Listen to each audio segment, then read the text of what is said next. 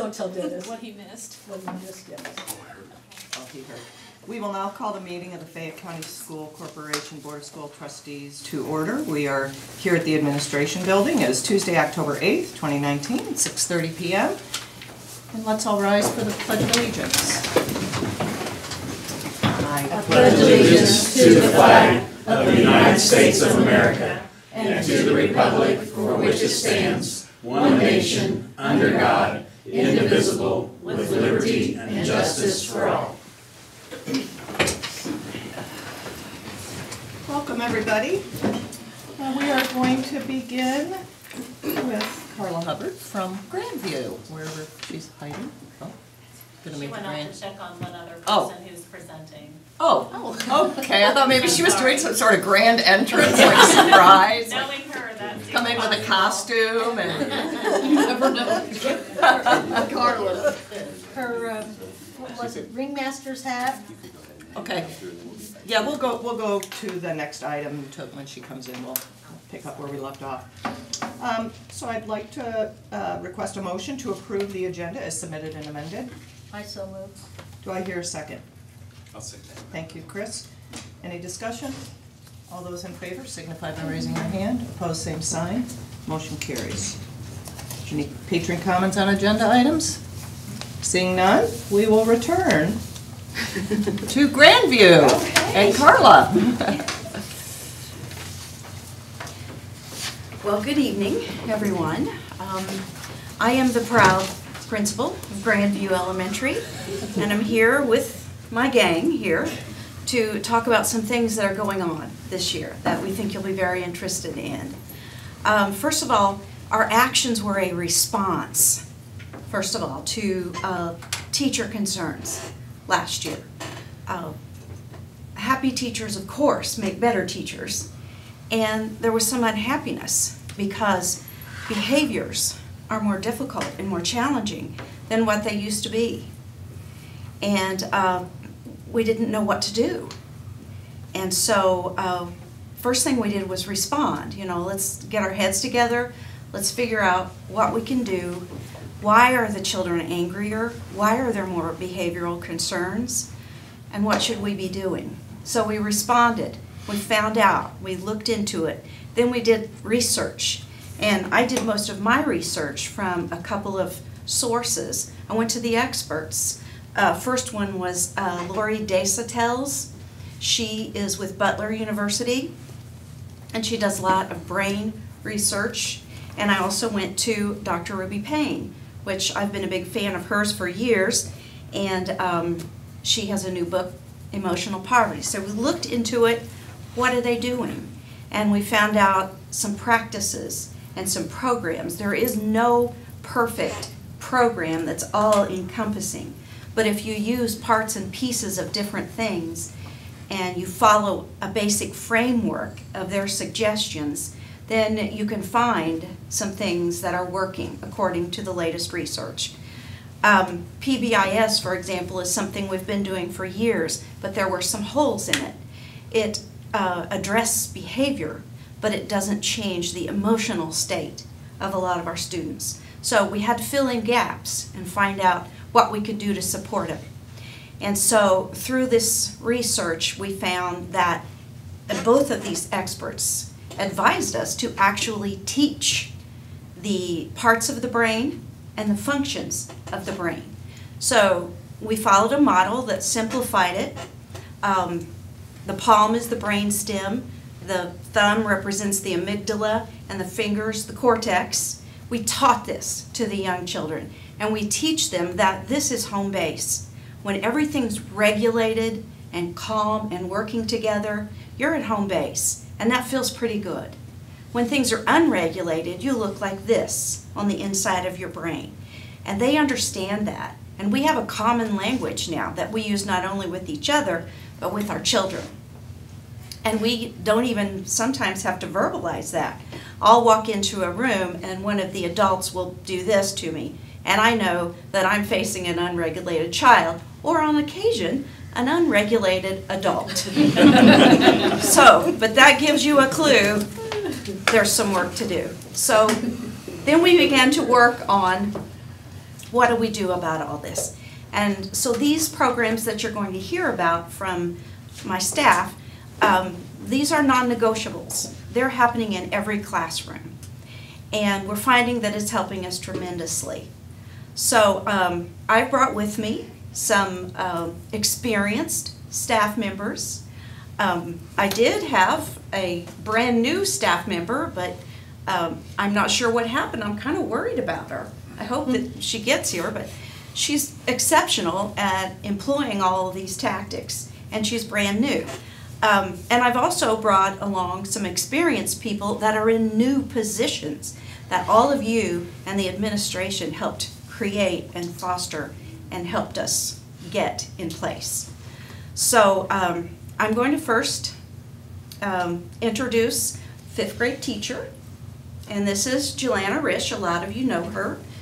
We're so fortunate that she's with us, but she's going to talk to you about some of the things happening in the classrooms. Thank you. I am, I guess, a seasoned teacher, but this is my second year at Grandview as 5th grade. I taught middle school for many years before that. I'm going to talk to you about 2 things that happen in the morning that kind of set the environment and how the day's going to go. We have zones of regulation in our classrooms, and so I've created a little clip chart. There's a clip for each person's name, and it's a green, I'm ready to go, I'm focused, I'm you know, in the right zone. This is where I'm at. And then blue, I'm bored, I'm tired, I'm slow moving. Yellow, I'm frustrated, I'm starting to get worked up. And then the red zone is where I'm about to explode. I'm not in my happy place. I'm feeling really, really anxious or upset. And so every morning the students come in and move their clip to what their zone is. And this is really good. It gives them some ownership of identifying how they're feeling. And we've also talked about what they can do if they're in the blue or the yellow and the red zone. And then we also have a comforter for our class, and so the comforter for the week checks the zones once everybody's come in, and then if anybody's in the yellow or the blue or the red, they go over and have like a 30-second conversation. What's going on? Is there anything that we can do about it? Do you want to talk to somebody? And based on that, then the comforter comes in and checks in with me, and we go about our day.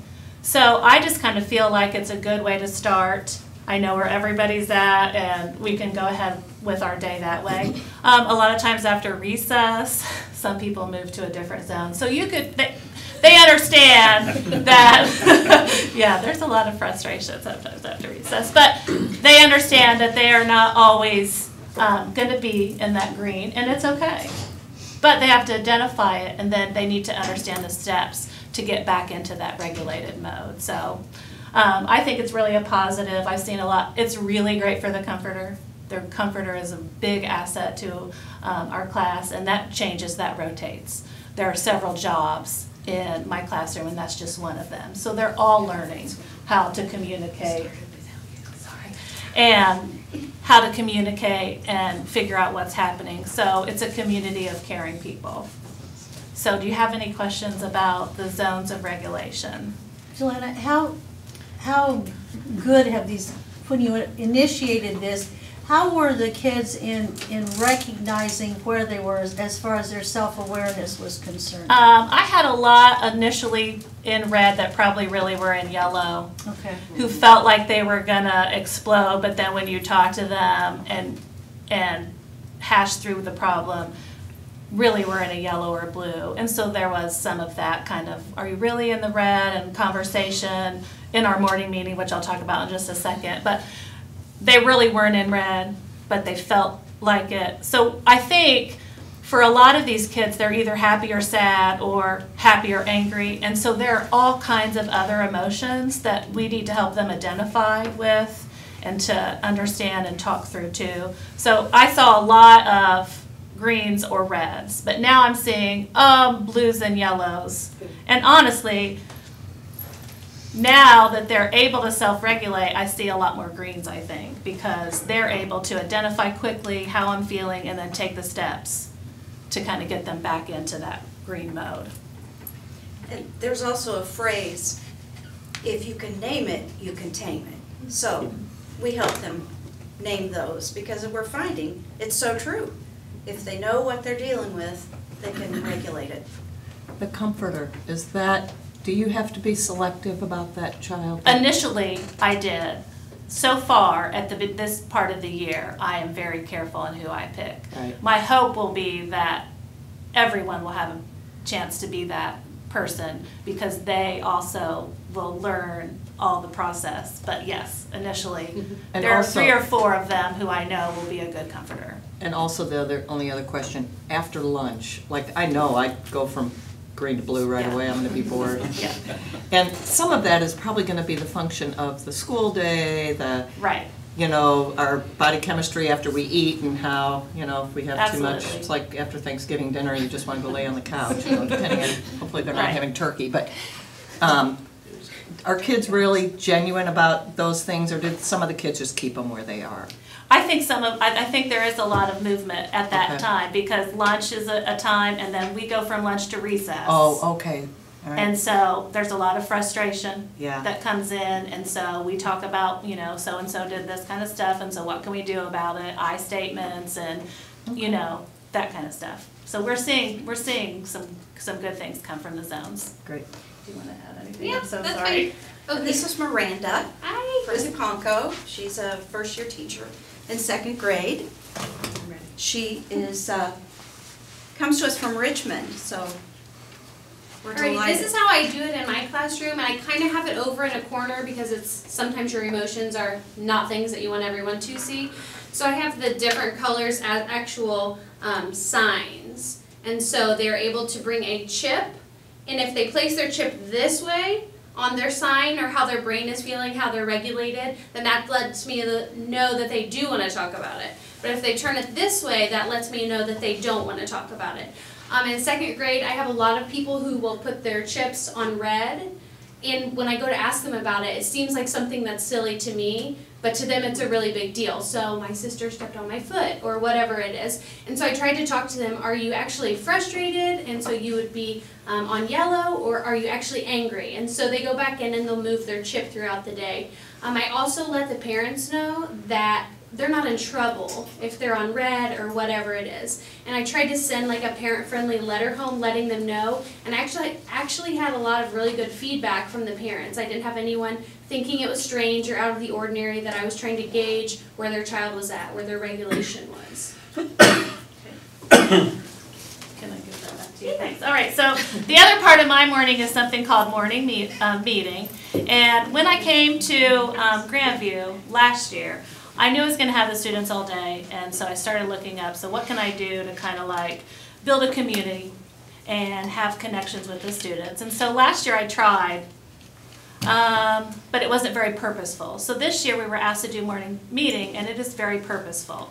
At the very beginning of the day, after the announcements, we go to the carpet and we sit in a circle. And we do 3 things. We greet one another, we have a share time, and then we do an activity. So for me, what we do is we have some kind of a greeting. It could be just a normal greeting. It could be a fist pump or some kind of funny pinky shake. And then I'm also teaching them some foreign language greetings. But it doesn't take very long, and the purpose of that is to greet everyone, look them in the face, and welcome them to the day. So then we sit down, and then we have a share time. Share time could be all kinds of different things. At this point, it's usually me coming up with a question, although recently they've been thinking of some things that they want to talk about. And we just go around the circle. You can, of course, pass, but now we're seeing, at first there was a lot of passing, but now at this point of the year, we're almost done with our first quarter. Pretty much everybody is feeling comfortable and will share something. And then the last thing is an activity, and so it could be kind of wacky or funny, or it's just something for them to collaborate and work together. So for example, human knots. So they get in a circle and they crisscross their arms, and the object is to untwist without letting go. Well, they have failed at this 2 different times, so we're not quite there. But after every activity, we always talk about it. What went well, what was hard about it, what can we do next time? So I know we're gonna get human knots sometimes. We have not got it. We also have speedball. Speedball is where they have a little spongy ball and they have to say the person's name and throw the ball and then do this until everybody has their thumbs up. So it's supposed to be like really fast, competitive. Well, we're really terrible about that too. But we're getting better, and so after it, what went wrong? What can we do better? So I think that the morning meeting builds community, but it does so much more. I really feel like this is the no judgment zone. So my opinion matters, your opinion matters, we're all listening, we can comment about what you're saying. You like, broccoli, silly things like that. And I think that it's having dividends then when people are talking in regular class, people are paying attention and being respectful. There are less things going on in the recess time because we've taken this 10 minutes of the morning to have this community time. So I find it really valuable. It's 10 minutes, and it kind of centered us because I don't know what everybody else is doing before they get to school, but this is this 10 minutes when we're all together. We're all focused on this community time. Now we can go do our lessons. So I feel like that's really valuable too. So I'd like to, And I'm going to have Miranda talk just a little bit Okay. more about, thank you so no much. problem. And so Fabulous. mine sort of looks similar to hers, even though I'm in second grade. And so what we do is we all sit in a circle on the carpet, and I will draw a chip out, and we will talk about whatever's on it. So for example, I think today it was, what is your fear and why would it be important that you overcome it? And so what I have them do is I have them choose someone, and they can't choose that person again. So they're kind of thinking in their mind, oh, well, this person shared this, but I haven't heard from this person. Well, the first time I did it, they just looked to the person next to them, and they were really smart, and they just went all the way around the circle. So the next time I said, okay, well, you need to, if you're a boy, you need to pick a girl. If you're a girl, you need to pick a boy. And so we kind of do that, and it usually takes, in the beginning, I think it took about 10 minutes to get around for everyone to share, but it gets a little bit quicker as we go. And I feel like it's really important for them to have a voice, and they feel really important also when the whole class is listening to something that they have to say also. Okay, and so we have zones, check in as soon as you get there, morning meetings. We also have greetings, and Miranda kind of enlightened us with some neat greetings that we can do as we meet the children. We have a variety of activities during the day, and then there are also some other opportunities. So we're going to talk about, this is Devin Mullins, and She's the school community liaison. yeah, I she got was it. supposed to introduce it. Hi, I'm the We new, have this worked out, but you know how that goes. hi, I'm the new school community liaison, and so my job is, I'm kind of in charge of the turnaround room. So if kids are not meeting expectations, or if they need to come get regulated, they can come see me. So I do some discipline things, so you are getting what we call the think sheets, and I have them in categories from kindergarten, 1st and 2nd grade, 3rd, 4th, and 5th grade, and 6th grade. So they come, I don't get all those kids in that, but I have the papers just in case. So what it usually looks like if a child comes in, it usually means they're like this. So a lot of times, it is not the right time to have a conversation with them. And so they know they can come, sit down. I have rocking chairs, I have beanbag chairs, I have regular desks, I have corrals? Is that what- Carols, yeah. Carols. And that they can come sit at, and then I give them a few minutes, because there's no need to even try to have a conversation with them. And so then I just pretend I don't even see them, and then I'll say, are you ready? What zone are you at? And so when they get at least to the yellow or the green, or yellow or blue, then we can start having a conversation about why they're there to see me. So then, for kindergarten, I usually fill it out for them, and we talk about it. But what I like about it is a lot of it says, what expectation did I not meet? And they have to own it. They have to tell me why they're in there. Then they also have to say what could they have chosen instead. And then my favorite part of the sheet is that, do they need to apologize to someone? That seems to be hard for kids, because I have a lot of kids that say no, and I'm like, let's think about that and stuff. And then if they did apologize to someone. The other thing is they sign it, the teacher signs it, and we send it home, and the parent has to sign it and bring it back. And surprisingly, almost 95% get all my papers back. Other than that, I have to call them, and I tell the kids, I'll be calling your parents if you don't send it back, so I usually get them back. So the other part of my job is I also do breaks. I do 3-minute breaks, so if they're not maybe on the blue and the yellow, and they just need a 3-minute break, they'll usually come down, and teachers usually have break cards, and they'll just put it on my desk, and I have a wall that has baskets of sensory items. I have bubbles, I have links, I have magnets, stress balls. We also have bouncy yoga balls that they can sit on and bounce that, and I just set my timer for 3 minutes, and they do their activity, and then when they hear the 3 minutes up, they gather their stuff, they put it back, get their card, and they go. And teachers say that 3 minutes makes a world of difference, and that when they come back, they're actually ready to focus and learn. So I enjoy my job, and it seems to be working very well. Okay. And so then, to finalize our presentation, we have Ashley. I practice this all day though. Go ahead then. Ashley Steffi, and she's the neuro educator. Yes, she works for the whole district, but Yes. we thought this was a good time to kind of introduce how she's helped us. Okay, so I am Ashley Steffi. I am the new neuroeducator for the whole corporation. Just to give you a little bit of background about me and how I received this position, I guess. My background is in social work. I have a bachelor's and master's degree in social work. Prior to taking on this position, I worked as a social worker in the elementary schools for the corporation for 4 school years. And prior to that, I worked for Department of Child Services for 3 years as a family case manager. So in both of those positions, I became aware of childhood trauma, the firsthand experience working in the field of what does trauma look like, and through my experience at Department of Child Services, and then coming to the school, looking at what are the effects of trauma, what are we seeing in behaviors, mental health issues with trauma. So that led to my passion in researching more about trauma. Some of the books that Carla has mentioned that I've read, and this one, awesome, I recommend this one.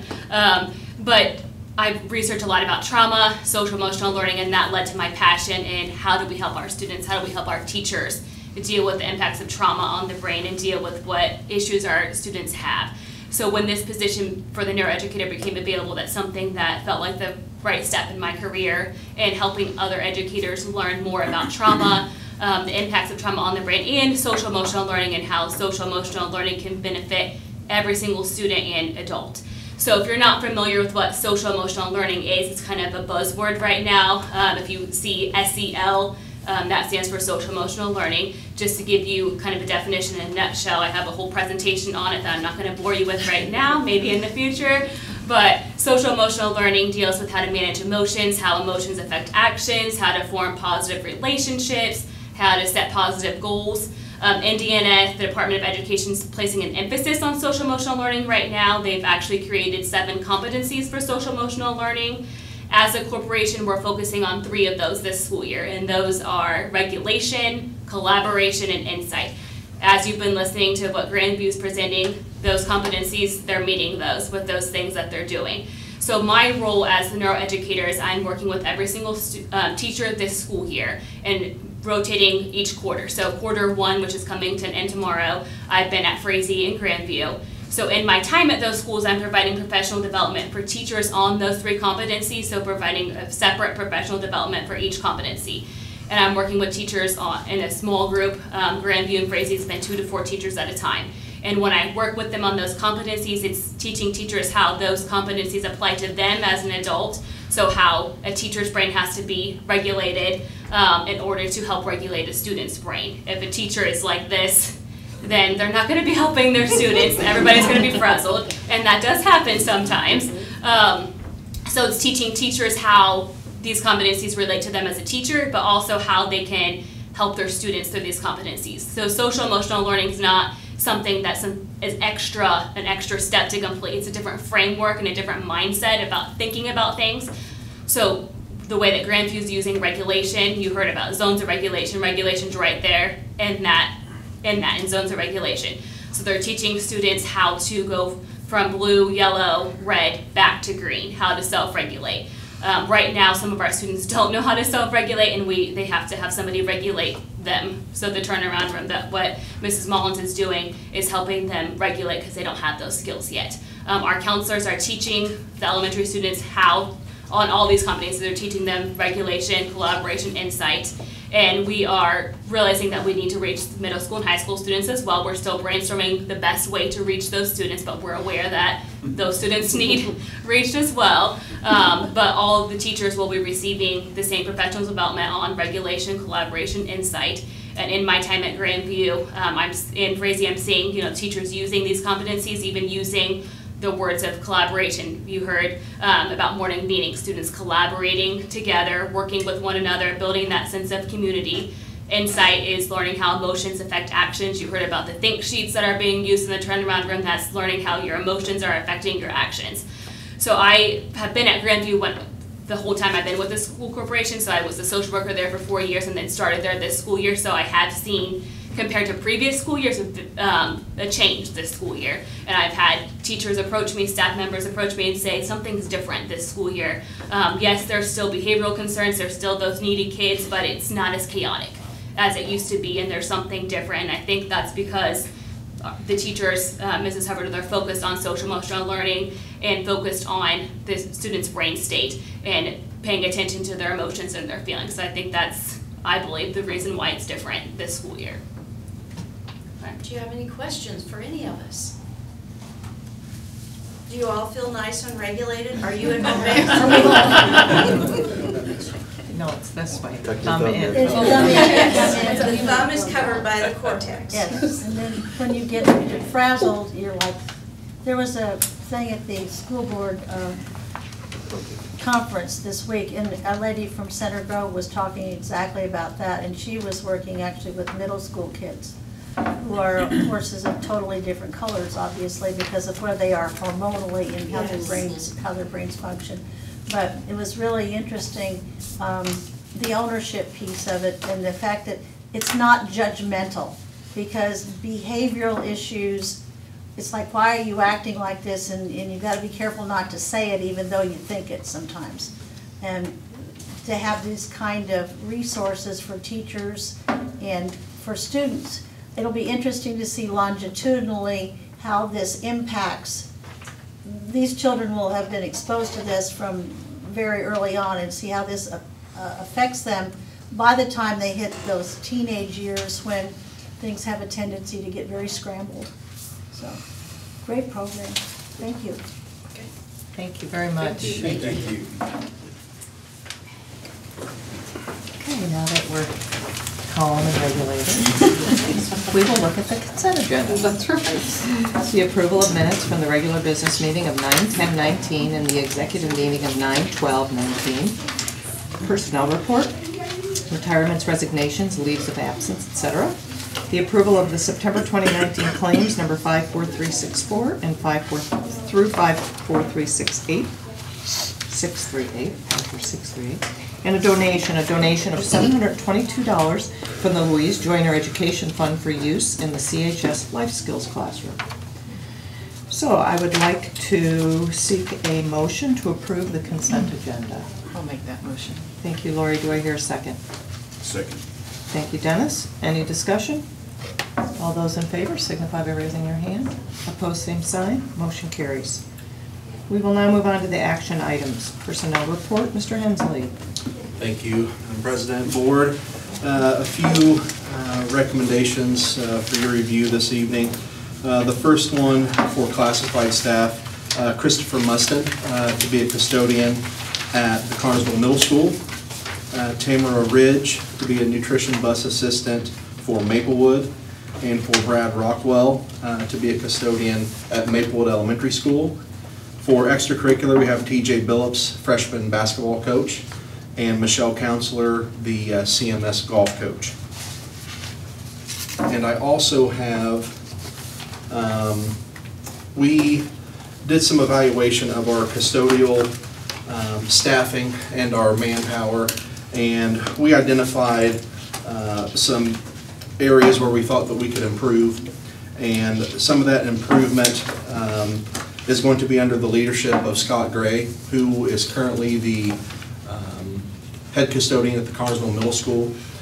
Scott has shown that he is capable of managing and leading, and so we are wanting to promote Scott into his role would be the secondary custodial manager. So Scott would be over not only the middle school, but the Connersville High School as well.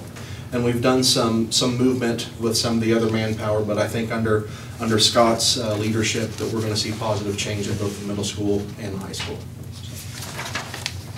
Great, thank you very much. I'd like to seek a motion to approve the personnel report. Madam President. Thank you, Chris. Do I hear a second? Second.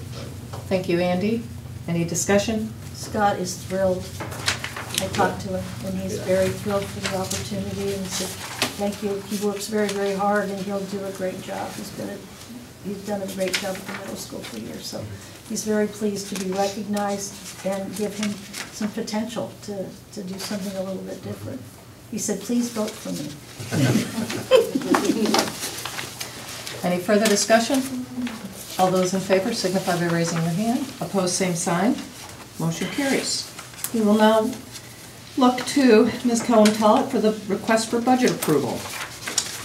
Yes, Mrs. Jacobs, unless there's an objection, I'll just talk about each one of the items that relate to the budget, and then you'll be able to move down, and don't hesitate to stop me and ask questions. As you recall, last month, we had a presentation and hearing regarding our budget where I outlined the items. The first item for your consideration this evening is a resolution related to the appropriations and tax rates for the 2020 budget. As we always do, we overestimate those tax rates and even some of the budgets, particularly for the operations fund, so that we maximize our reimbursement potential. The second item is related to the capital projects plan. As you recall, in the operations fund section of your budget notebook, that capital projects plan is outlined to the tune of about $3,350,000. The next item will be the bus replacement plan. That includes the listing of buses to be replaced over the next several years. You are only voting on this year. That's just a plan to project out into the future those other years. Again, there's a resolution to transfer money on a monthly basis at the rate of 15% of the state funding for, based on student enrollment, whether that be special ed, vocational, basic grant. The complexity grant is gone, it's rolled into the basic grant. So whatever we collect each month, 15% of that gets transferred over to the operations fund to help offset some of those costs. That's the target figure that the state has established. Some schools are higher than that, some are lower, but it just makes sense for us to try and live within the 15% that the state has set as a target. The last item relates back to the first item, knowing that we have overestimated, particularly on our operations fund budget and those tax rates. This gives myself, or in my absence, Scott, the opportunity to make those changes with the Department of Local Government Finance as they work our budget and before they finalize it. Are there any questions?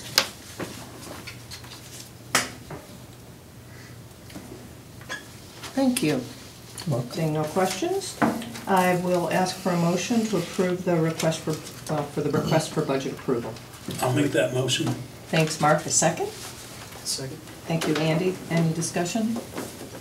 All those in favor signify by raising your hand. Opposed, same sign. Motion carries. School improvement plans, Ms. Corsaro. Oh, no, there's several other items that have to be acted on. Oh, There's I a have to go refund. through each of them. Okay. So the first one would be the resolution for appropriations of tax rates. That's correct. So I need to to have a motion to approve the ordinance for resolutions for appropriations. Well, I think they just did that one. We did that. That one was, That oh, was that okay, was yeah. how it was listed, okay. We'll see. How about the capital projects fund plan? Do I hear a I so motion? move. Thank you, Ann, a second. Second. Thank you, Dennis. Any discussion? All those in favor signify by raising your hand. Opposed, same sign. Motion carries. Now we'll go on to the resolution to adopt the bus replacement plan. Do I hear a motion? I'll make that motion. Thank you, Chris. Do I hear a second? I'll second. Thank you, Mark. Any discussion? All those in favor signify by raising your hand. Opposed, same sign. Motion carries. Now the resolution to transfer the amounts from the education fund to the operations fund. I'll make that motion. Thank you, Lori. Do I hear a second? I'll second. Thank you, Andy. Any discussion? All those in favor signify by raising your hand. Opposed, same sign. Motion carries. And lastly, the tax levy resolution. Make that motion. Thank you, Dennis. Do I hear a second? I'll second that. Thank you, Chris. Any discussion? All those in favor signify by raising your hand. Opposed, same sign. Motion carries. Thank you. Thank you. Thank you. Okay. It's a little confused, but I appreciate the direction. Now we will go on to school improvement Okay, plan. thank you, Board President and Board. I am going to pass this out to the board members. Last year, we talked about high reliability organizations, and just to kind of give you an overview, I thought I would give you some bulleted items so that you can have a better understanding of the framework in which all of our school improvement plans are built on. In your board package, you did receive a copy of the executive summaries for each individual school, and you will see that they have very similar goals, but yet we differentiate based on those individual needs of those schools as well. So this is just really kind of what I call just a cheat sheet to kind of help you understand what the Marzano framework. I know Scott mentions it a lot with you, and we talk about it a lot in the board meetings and in plans. So this is just a kind of a brief overview. So the Marzano's framework was developed around high reliability organizations, or HROs. And those are just organizations, as it says, that cannot tolerate high levels of failure. They're organizations that take a variety of extraordinary steps in pursuit of error-free performance. And they're organizations that are continuing to be top performers. So what do HROs do to do that? They continually monitor their critical factors and determine where they need to make changes in order to continue to be top performers. And schools never were really considered high reliability organizations, but in the era of accountability, you can see that now we kind of expect it to be that. We're measured by our ability to have safe and collaborative environments. We're measured in terms of our ability to improve teaching and learning and get as many students as possible to be proficient or beyond state standards. So Marzano has created what they call high reliability schools. And so what we have decided is to take this framework and model it within our school improvement plan so that we have this long-term focus on school improvement. So again, it's based on that high reliability organizations and looking at what you're doing, taking specific data, analyzing it, and making changes if necessary. Marzano has about 40 years of research, so it's nothing new. It's really just analyzing what good practice is and continuing to move forward and not jumping on all the bandwagons of this is new, this is new, this is new. Because in any kind of corporate world, there's always the next best thing, and it's hard not to get caught up in that. You know, publishing companies, they send you this, or we have this new program. So this is really about just looking at what your framework is and staying to the basics and making sure that you are focusing on the things that you need to be focusing on. So we've chosen to implement 3 levels of the Marzano's framework. And at the bottom you can see that level 1 is that safe and collaborative culture. 2 is effective teaching in every classroom. And then 3 is that guaranteed and viable curriculum. The unique thing about the Marzano's framework is that you implement all levels 1, 2, and 3 at the same time because they're interdependent upon each other. So we started this a couple of years ago, and I feel like at this point we have done a great job at all of our schools at getting this implemented, and I think you will see now that you see this, if you can compare it back to those executive summaries that are in your package, you'll see some of this common language.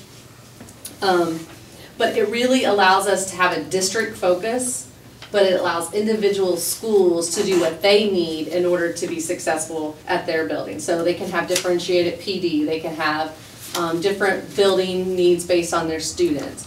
But at the end of the day, we're all working towards that same common goal. And then on the back, I tried to summarize. I know Scott has many goals written around Marzano's framework, and I know he shared those with you, but I think it's nice just to kind of give you a brief overview of where we are with these levels in terms of implementation. They did a great presentation for level 1 for me.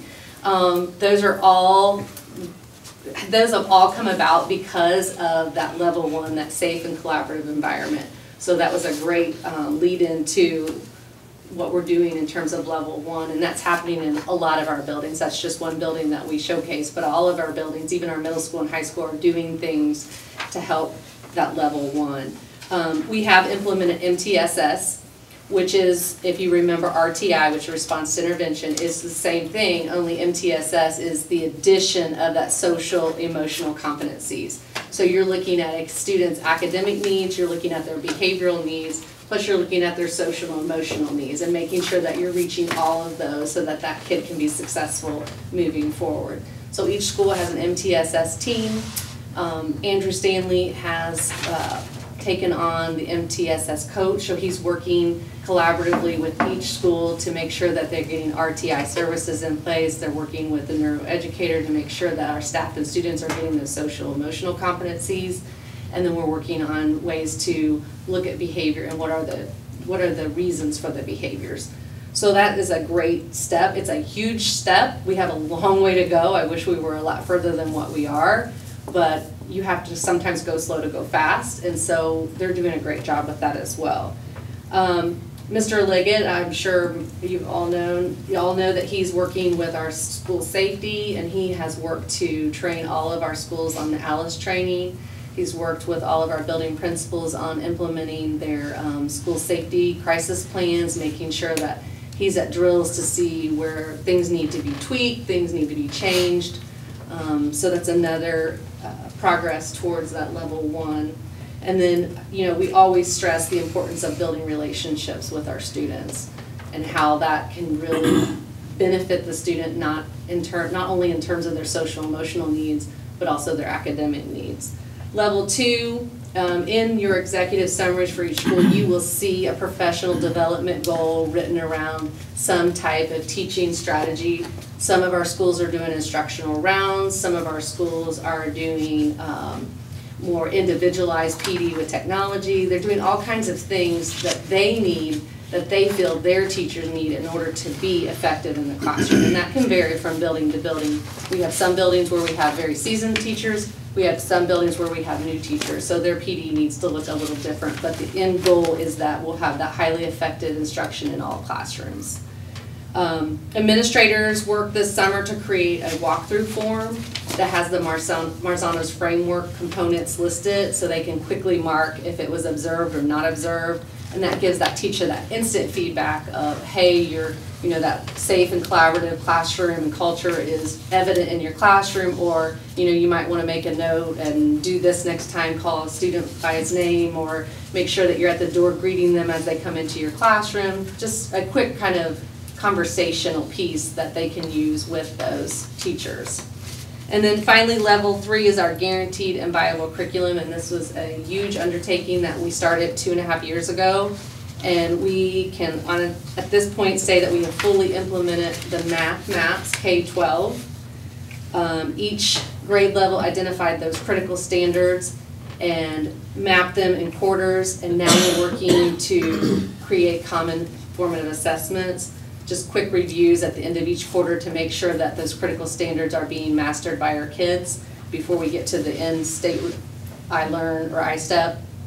And then ELA, we have identified all the critical standards, and we have a group of teachers that are working currently on mapping them into quarters. ELA is a little bit more difficult because you have a lot more foundational skills. It's not as concrete as math, so it takes us a little bit longer to align them and make sure that we don't have those gaps in our curriculum K-12.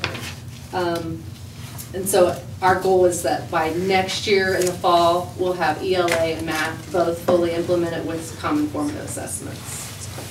So that's kind of all of our school improvement and HROs in a nutshell, but I think it helps you understand why we're doing some of the things we're doing in those documents, because those documents are very tedious at times to read through. Kim, on that walkthrough form, is that just for walkthroughs? It's not for formal evaluations? No, it doesn't have any kind of number, or it doesn't go into the pivot evaluation form. It's strictly just a checklist of I observed it or I didn't observe Did it. teachers get that back the next day?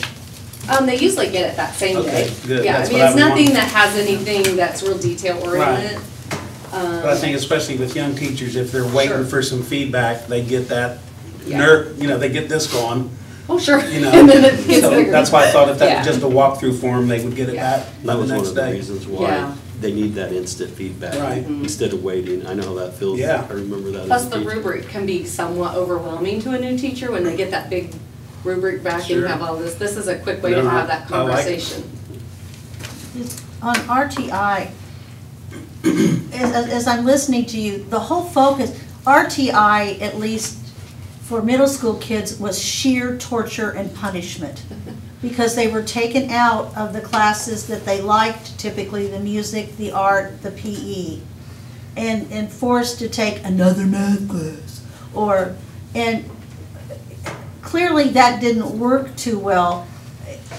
I guess I'm really curious of how, because it is such a different mindset, because with RTI, it was you have failed and you are in essence being punished here. And I don't hear any of that, thankfully, in this new construct. So do the kids understand this, that they're not in trouble, that they just need some extra help? They're not stupid. They're just having difficulty with this particular thing, and they need to learn it a different way. Right.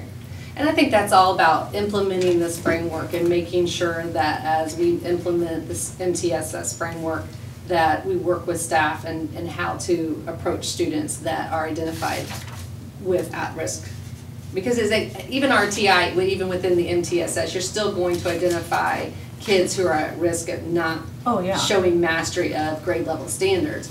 But it's not necessarily saying that it's a bad thing, it just means that you might need that presented to you in a different way, or you might need more of it, but it's not a punishment. I can speak to the high school level because I was on RTI for 5 or 6 years before I retired, and the kids appreciated it. They didn't see it at all as being punished. They saw it as extra help, and somebody cared, and there's an extra person that I can go to, and so I thought it was very positive at the high school level. Good. I mean, it must have been because it was middle school level. You never know what middle school No, is. and the kids in high school, what you do in middle school kind of stays there. What you start doing in high school stays with you forever. And I think the maturity level probably has a lot to do with that. Well, what we're trying to do too, Randy may know, how many bridge kids do we have?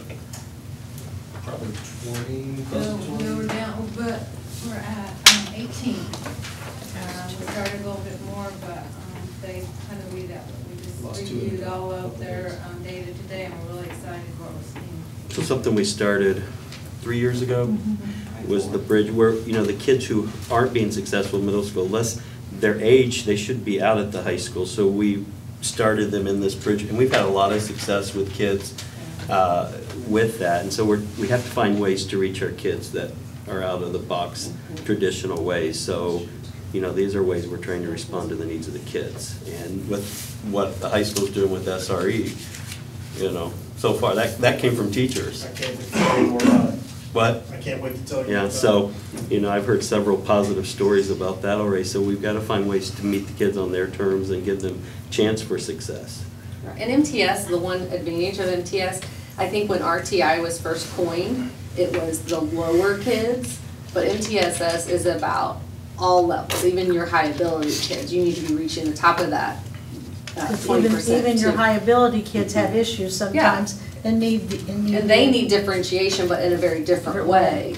And so I think, unfortunately, I don't think RTI was ever meant to take on that context, but it kind of got lumped with special ed, and when it did, then everybody automatically assumed RTI was just the bottom 20, where MTSS is your bottom, your middle, and your top, but you're reaching them all in different ways. And that's how RTI, the original framework, was set Yeah. up in that pyramid, so it really. It morphed into Yeah. something else. It did. Kim, That are your happens. goals, are the goals for each of the, well, at least the elementary, they're all the same goals? Okay, so who decides those 3 goals, or how many goals you work on? We're in the 3rd year of this plan, Yeah. so next year we'll write a new, Okay, new 3-year plan. okay, And so, because we switched to iLearn, we will have 2 years of iLearn, so some of our goals will maybe not be as general, but because we went from iStep to iLearn, and we didn't have a lot of information as to how to compare those, we're just looking at, we wanna be at or above state average. Next year, we'll have this year's iLearn plus, or last year's and this year, so we'll have more data to compare, so we can be a little bit more specific with those goals. But individual administrators determine the goals that they need for our buildings. But overarching, we have that being, where for ELA and math is being at or above state averages. well, I was looking that it seemed like all the elementaries had a goal of attendance, they had a goal of. ELA and math, yeah. Right, so Yeah. that's And decided by that's, your. yeah, the framework that- of the SIP, the and- school improvement plan. And that is a 3-year, those goals exist for 3 years? Mhm. Okay, and so how, and we are in year 2? We're in year 3. Three. So- We'll write a brand new plan next year based on. So how have if the attendance rates have been on there for 3, that we're in the 3rd year, have we seen improvement?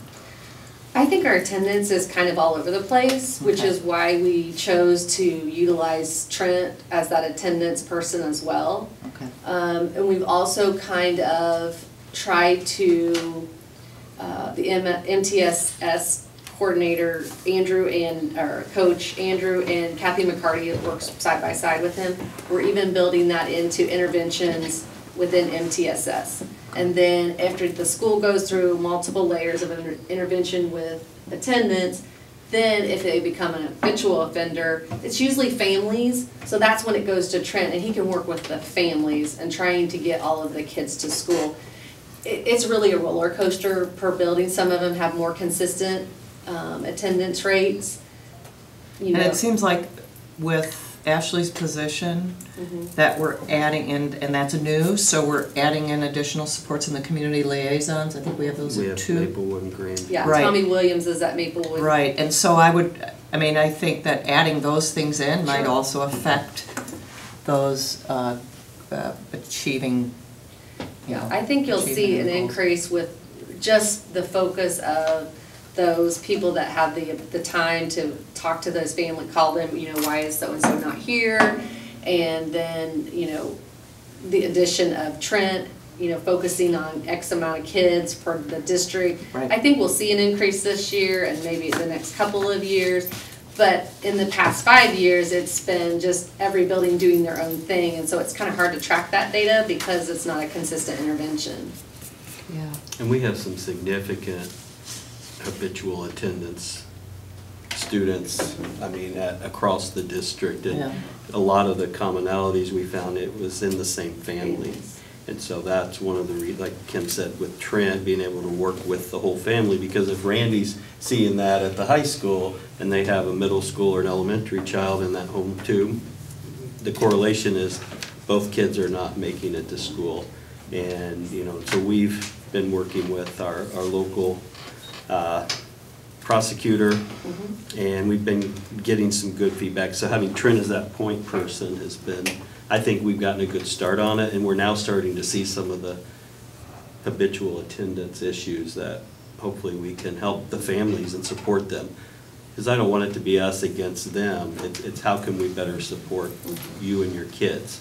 So that's, you know, with the 2 positions we created at Maplewood and Grandview, that's our hope. Right, right. Building that bridge, because that's the key to it. It's, you know, Yeah, ultimately. no, I think that makes a difference, and I also think the social emotional learning piece might reach some of our kids that typically wouldn't want to be in school because they're always in trouble. And so those kids may have more of an investment to be there, not that they're always in charge of if they get to school or not. Well, happy teachers make happy kids, and so that's why we've chosen to start with our staff, because if kids know the teacher wants them to be there, they're more than likely gonna get up and be in that classroom. Right. So it's a two-way street there with that home base. So I just need, asking for your approval of the school improvement plans for all of the schools. With that, I will seek a motion. I'll make that motion. Thank you, Mark. Do I hear a second? I'll second. Thank you, Ann. Any further discussion? All those in favor signify by raising your hand. Opposed, same sign. Motion carries. We now have a discussion item on the tentative agreement for the teacher collective bargaining for 2019-2020. I'm not sure, can you gentlemen? Brian? Thank you very much. So just wanted to give some detail in regards to the contract agreement, the tentative agreement. So on the sheet that you have in front of you, I've just kind of laid out the meetings that we've had, some of the negotiation points, and then a little bit of our language that we're changing. So you can see we have some requirements this year that have changed with a public meeting that we had to do. So that was held on the 26th. The first negotiation meeting was on September 16th. Very productive, a lot of good conversation both ways. We didn't come to any sort of a agreement at that meeting, so we held a meeting 1 week later on the 23rd. Again, another very productive meeting, and the bargaining unit agreed to take our offer to a vote. The vote was on October 2nd, and we were notified on Sunday that the contract had gotten approved. So we have the first step done there. So some of the negotiation points. So we had a base salary increase from $36,500 to $38,500. A $2,000 increase for anyone who is currently making less than $60,000. A $1,500 increase plus a $500 stipend for anyone who is making more than $60,000. The difference there was that we were trying to bridge the gap from the starting teachers to the more veteran teachers. So we did bridge that gap a little bit there by doing it that way. We had added 3 coaching positions, which was a request from the bargaining unit. So an assistant JV baseball coach, an assistant JV softball coach, and also a middle school energizers coach. One of the final points here is that for a couple specific positions, so a science and a social studies department chair, also as a dual credit instructor, we're making a one-time salary adjustment to those positions specifically to $62,500. Now those affected, and there are 2 individuals who are affected by that, they would not receive the $1,500 increase or the stipend. So we're making an adjustment to their salary based on their value, the years of experience that they had. So. And they were brought in under that old model when for every 2 years you get one from your old district, and they were sort of called in that. No, we had a few teachers call like that. These are the 2 remaining ones, and we felt we needed to try to write that when we had an opportunity to do that, working with our attorney. So that's the rationale for that. And then the insurance, it's going to be the same cost-sharing arrangement up to a 5% increase.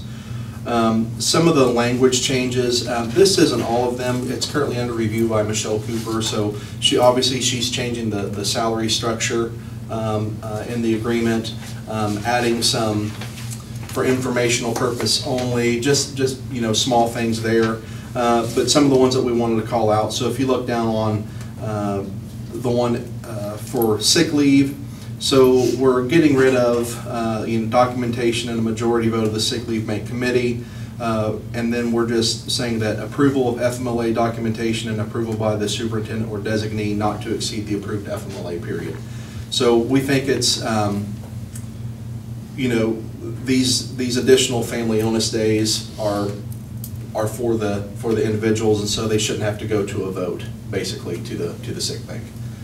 And then cleaned up a little bit of the language for the early college coordinator positions.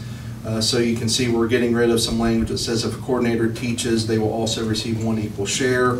Just clean that up a little bit to where it would say each early college, high school coordinator position will receive $1,000. If only one coordinator, the full $2,000 stipend will be paid to that coordinator position. So, again, I just wanted to talk about it a little bit, show you some of the highlights. We have a couple, we had to have a couple more meetings before we actually bring this to you to review and accept, so. Thank you for your work. Well, this is my first go-around with it, and Scott has been very helpful, and the entire administration team. And plus, I would like to say that the Amanda Sleet and their group have been fantastic to work with too. It's not contentious at all. It's open, and it's a very good group, and it's been a pleasant process. So. Yeah, my past experience on that committee was always positive, seeing how well everybody works together. Yeah. And it's just really great. Thank you. Now it's time for public comments. Persons wishing to make the board aware of suggestions, ideas, and/or comments may address the board at this time. Comments which involve personnel or students must be discussed in private. Seeing none, we will move on to report items. Superintendent discussion group reports. Principal director reports. Anybody in the crowd? Director of Human Resources report, Brian? Yeah, so I'll take the human resources hat off for a minute. I'd like to talk about facilities. So we're making great progress on the field house. I shouldn't say we, our general contractors are making great progress. So the roof is completely on now. A lot of the siding on the east end toward the auditorium is on. All the block, the interior part of the block is done. They're putting the split face on now. So door frames are set. The steel tying the field house into what's going to be the new administration area for the high school. That's in progress now. You can see the steel out front, and kind of, you can start to get a picture of what it's going to look like when it's done, and that's exciting. So the general contractors and all the contractors have been great, and I'm excited about it. I think it's just something that's you know, gonna get a lot of good use for a long time. So I'm glad to be a part of it. Well, thank you for taking off one hat and putting on the other. Director of Finance report, Janie. I just want to do a little public service announcement. A couple weeks ago, we got a letter in central office about how long it takes for our board minutes to get posted to the website. And I think people don't understand that those are not official board minutes until they actually come back to the board the next month and get voted on. So we may have a meeting today, and those are not going to be posted until the middle of September or November. Our next board meeting is November 12th. So I'm hoping that the viewing audience will get a better understanding of why those minutes aren't posted right away. It's not, Cindy's not doing her job. We all know she does a great job, but they have to come back to you to be voted on, or any potential corrections. So, thank you for clarifying that. Assistant Superintendent's report. Kim? I just want to give a shout out to Eastview's PTO. They had their Fallapalooza Friday night, and it was unbelievably packed. And they did a wonderful job, and the parent support that they have there is just fabulous. So I just want to make sure they realize that we recognize that and we appreciate all that they do for that school. Thank you. And Superintendent's report. And they were down on the farm at Fayette Central, so as I went to both, and it was really neat to see hay rides and horses and all that good stuff going on at both, and the parent turnout was tremendous. And you look at farmers and folks out in the Fayette Central area who donate their equipment and their time. You know, Brad Starr donated pumpkins for both school. And so it's just a lot of good community support.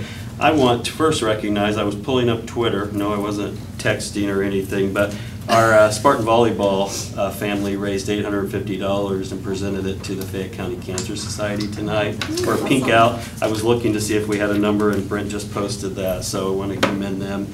I want to also commend our boys tennis team for back-to-back sectional championships. and they're playing at Richmond tonight. Have you heard any scores, Randy? I haven't either, so I checked that. Then I want to commend 6 of our choir students for making the All-State Choir, and they represent a region that's made up of Henry, Wayne, Union, Randolph, and Fayette counties. So a lot of high schools in that group, and there are 8 spots in the All-State Choir from our region, and we took 6 of those spots. Awesome. So that's impressive. So I want to recognize Orrin O'Brien, Ben Bischoff, Hannah Glover, Anna Chalker, Ethan Jennings, and Isaac Wolski. So kudos to them and to Roger and the folks who helped get them to where they are. That's impressive to have 3/4 of the representatives from our region. And they're different grade levels too. Yeah, 3 sophomores and 3 seniors. Yeah, So, that's great. anyway, that's all. Thank you. For the good of the cause, anybody have anything they want to share tonight? I'd just like to thank Scott and the administration. He drove to Indianapolis to the school board superintendent's convention. He was our Uber driver. And I had never been to one, and it was fascinating. It was really an eye-opening experience. There were a lot of really good presenters, a lot of excellent ideas. There was an opportunity to collaborate with other superintendents and other, there were some people that had been in Fayette County at one time as administrators that were now superintendents of school that I got a chance to reconnect with, was really good. But just the corroborative atmosphere of the whole thing. The keynote speakers were good. I think we kind of tag teamed to get people to different kinds of things. But I had not, as I said, I had not gone. Thank you, Janie, for wonderful accommodations. I had not been in a hotel room by myself in over 50 years, and it was a little, it was a little strange to have that much space to myself. But the accommodations were great. The food was fabulous, and it was just such a good, positive experience. And I would encourage all board members and to really take advantage of that at some time, because it was really a very worthy experience. It's September 27th or the 29th next year. I think those are the dates. Anybody else? I heard they had a great elementary cross-country meet in the park, about 1,000 people up there. Yeah. I wasn't there, but I heard the crowd was great, and the kids were great. Over 300 kids. Yeah, So that program is doing so well. It is. kudos to Kelly and Kelly. Yeah. Kelly House and Kelly McCall. All right. I will now ask for a motion to adjourn. President, so. Thank you, Chris. Second? Second. All those in favor signify by raising your hand. Opposed, same sign. Meeting adjourned.